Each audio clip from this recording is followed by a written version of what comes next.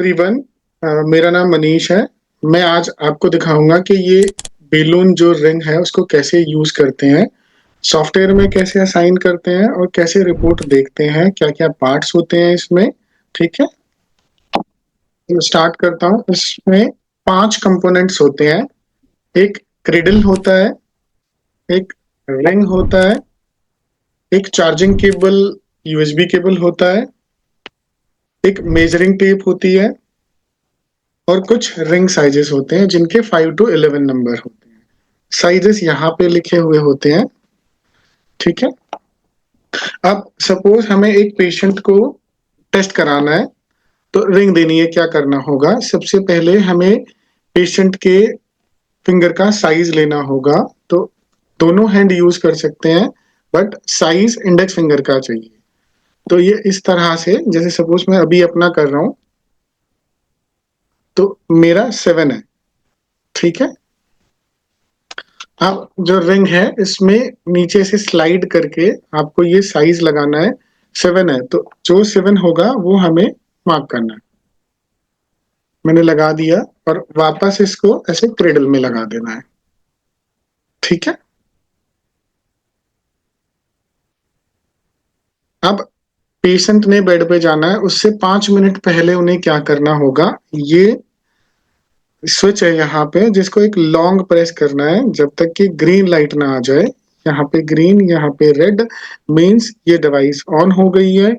अब इसको क्रिडल से ऐसे निकाल लेना है और इसको बेड साइड टेबल पे रख देना है और इसको रिंग को इंडेक्स फिंगर में इस तरह से पहन लेना है। ओरिएंटेशन थंब की तरफ होना चाहिए, लूज नहीं होना चाहिए फिंगर में और उल्टा नहीं पहना होना चाहिए। ओरिएंटेशन का ध्यान रखना होगा। कम से कम 6 घंटे का रिकॉर्डिंग होना चाहिए, उससे कम नहीं होना चाहिए। अगर वॉशरूम जाना है तो ध्यान रखना है कि इस पे पानी ना लगे हैंड वॉश करते टाइम, या फिर इसको ऐसे निकाल के वापस रख देना है, क्रेडल में नहीं लगाना है। और जब वापस आएंगे तो दोबारा पहन लेना है ऐसे और कंटिन्यू करने देना है टेस्ट को। जब सुबह उठेंगे इसको निकालना है फिंगर से और क्रेडल में वापस लगा देना है और हमें मतलब क्लिनिक को रिटर्न कर देना है और रिपोर्टिंग के लिए। अभी मैं आपको सॉफ्टवेयर का दिखाता हूँ कैसे हम पेशेंट को देने से पहले पेशेंट के नाम पे असाइन करते हैं और कहाँ हम डेटा देख सकते हैं और कहाँ से रिपोर्ट डाउनलोड कर सकते हैं। तो ये सॉफ्टवेयर है बेलून रिंग मैनेजमेंट के नाम से। इसको ओपन करना है और आपको एक लॉगिन आईडी और पासवर्ड मिलेगा, जैसे हमें उसको लॉगिन करना है। जैसे मेरा अभी डला हुआ है यहाँ पे तो मैं इसको लॉगिन कर रहा हूँ। मेरे को रिंग कनेक्ट करनी होगी चार्जिंग केबल के थ्रू लैपटॉप से, तो तभी ये स्क्रीन खुलेगा और यहाँ पे आपको दिखेगा उसका बैटरी, क्रिडल का, रिंग का। तो ये 15 to 20 मिनट्स लगते हैं इसको फुल चार्ज होने में। ये डैशबोर्ड है, यहाँ पे आपको लास्ट रिकॉर्डिंग दिखेगा, कितने देर का, कितने घंटों का रिकॉर्डिंग हुआ है। ठीक है, अब हमें पेशेंट को देना है तो पहले क्या करना होगा, यहाँ पे एक ऑप्शन है रिंग कॉन्फ़िगरेशन के नाम से, असाइन और अनअसाइन है रिंग। तो हमें यहाँ पे क्लिक करना है। यहाँ पे पहले से ही एक आईडी हमने जिस पेशेंट को दी है उसका डला हुआ है, तो हमें वो अनअसाइन करना है पहले। फिर हमें जिस पेशेंट को देना है तो उसके लिए हमें यहाँ पे हमें कोई यूनिक नंबर डालना है जो हमें नोट करना है किस पेशेंट को दे रहे हैं। तो हम एक नंबर डाल रहे हैं जैसे यहाँ पे। ठीक है, सर्च करेंगे तो ये सर्च करेगा कि इस आईडी पे पहले कोई पेशेंट नहीं है हमारे यहाँ पे। एज डालेंगे, जेंडर, हाइट, वेट और असाइन कर देंगे, कंफर्म करेंगे। तो ये असाइन हो गया है पेशेंट के नाम पे, चार्ज हमने देख लिया फुल है। अब हम पेशेंट को दे सकते हैं रिंग साइज लेके टेस्ट करने के लिए। अब जब टेस्ट होके रिंग हमारे पास आएगी तो यहाँ पे हमें रिकॉर्डिंग दिख जाएगा कितनी देर का हुआ है। रिकॉर्डिंग होने के बाद हम उस पर क्लिक करेंगे और अपलोड ऑप्शन यहाँ पे आ जाएगा, हम अपलोड कर देंगे। अपलोड करने के 15 to 20 मिनट्स में आपको रिपोर्ट पीडीएफ में मिल जाएगी। रिपोर्ट देखने के लिए, डाउनलोड करने के लिए कहाँ यहाँ पे हमें जाना है, एक बेलून स्लीप प्लेटफॉर्म के नाम से है। जैसे ही हम क्लिक करेंगे तो एक ऑनलाइन पोर्टल खुलेगा। वहां पे हमें सेम लॉगिन आईडी पासवर्ड डालना है जो सॉफ्टवेयर में डाला है हमने। तो जैसे ये हमारा है, हमने डाला हुआ है, तो लॉगिन कर लेना है। लॉगिन करने के बाद रिपोर्ट मैनेजमेंट में जाना है। तो यहाँ पे रिपोर्ट डाउनलोड होके आ जाएगा, अपलोड हो जाएगा, तो यहाँ हमें ऑप्शन दिख जाएगा कि रिपोर्ट डाउन अपलोड हो गया है पोर्टल पे। अगर हमें किसी को देखना है, जैसे रिपोर्ट आ गया है, सपोज जैसे मुझे डाउनलोड करना है, तो मैंने यहाँ से डाउनलोड करा, ये डाउनलोड हो जाएगा।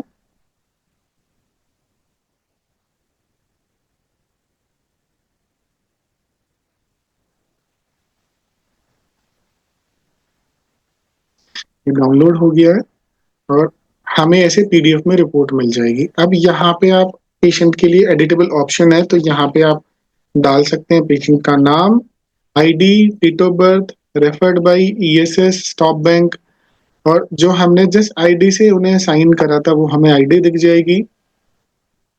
एज दिख जाएगा जो हमने वहां पे डाला था साइन करते टाइम पे, और रिंग साइज ये दिख जाएंगे। अब यहाँ पे हमें कब हमने रिंग पहना, कब स्टार्ट करा टेस्ट और कब एंड करा वो टाइम दिख जाएगा। टोटल टाइम इन बेड हम कितने रहे वो टोटल मिनट के लिए हमें दिख जाएगा। यहाँ पे आपको AHI दिख जाएगा। BHI मीन्स बेलून ने अपना नाम दिया है, बेलून AHI, तो यहाँ पे 3% का हम देख सकते हैं, और ऑप्शन है कि 4% पे भी हम देख सकते हैं।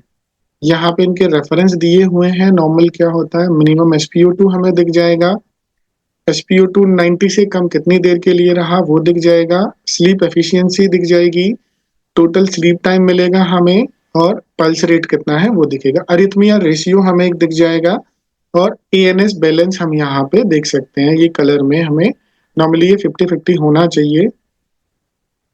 सेकंड पेज में थोड़ा सा और एक्सपेंड करके हमें दिखाया है।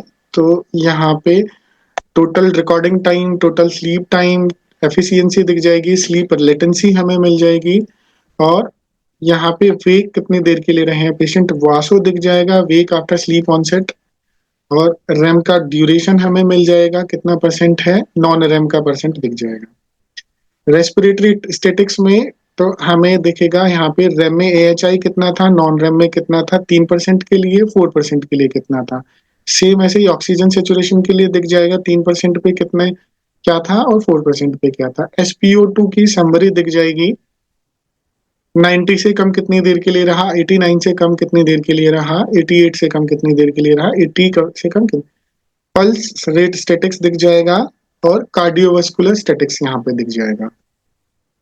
ठीक है, यहाँ पे इसका ये पूरा ग्राफ है जो हमें रात का मिल जाएगा पेशेंट का। तो ये है रिपोर्ट देखने का, ये इतना ही हमें करना होता है प्रोसेस। अगर ये मेरी तरफ से था, अगर कुछ क्वेरी होती है तो आप हमें बता सकते हैं, मैं आपकी हेल्प कर सकता हूँ अगर कुछ क्वेरी होती है पेशेंट के रिगार्डिंग।